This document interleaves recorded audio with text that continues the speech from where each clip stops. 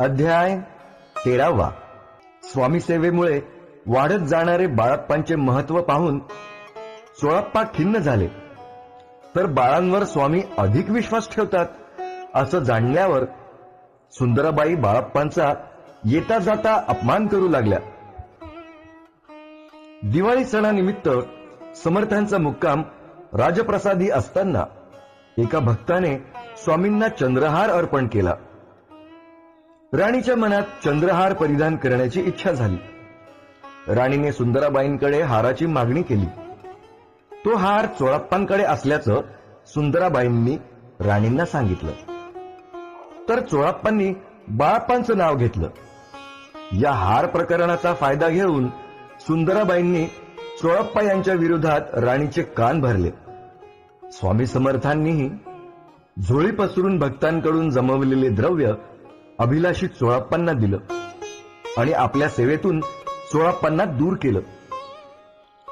चोळप्पांना स्वामींपासून वेगळे केल्यानंतर सुंदराबाईंनी बाळप्पांकडे मोर्चा वळवला. लहान सहान गोष्टींवरून त्या बाळप्पांना अद्वा बोलू लागल्या. त्यांच्या कटू शब्दांनी व्यथित झालेले बाळप्पा अक्कलकोट सोडून जाण्यासाठी स्वामींनी आज्ञा द्यावी हे सांगण्यासाठी महाराजांच्या भेटीला आले असता स्वामी समर्थांनी त्या रात्री स्वप्नातून त्यांना मार्ग दाखविला. गावातील मारुती मंदिराचं दर्शन घडवलं.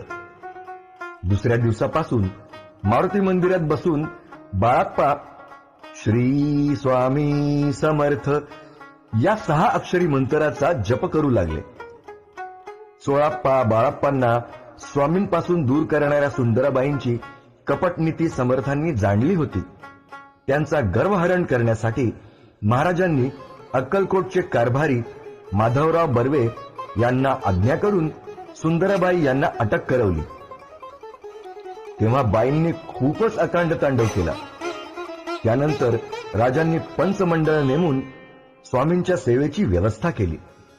पंचमंडळींनी बाळप्पांची पगारी सेवेकरी म्हणून नेमणूक केली.